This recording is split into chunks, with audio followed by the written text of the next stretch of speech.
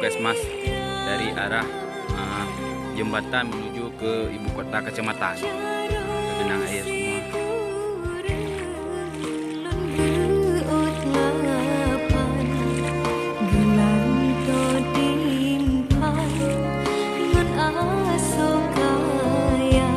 Ini jalan menuju Dayah Nurul Iman.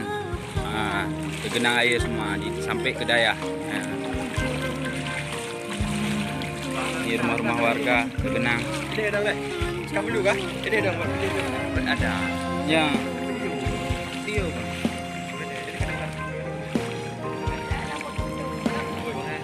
Ini ada mama-mama udah kejebak ya. Ya.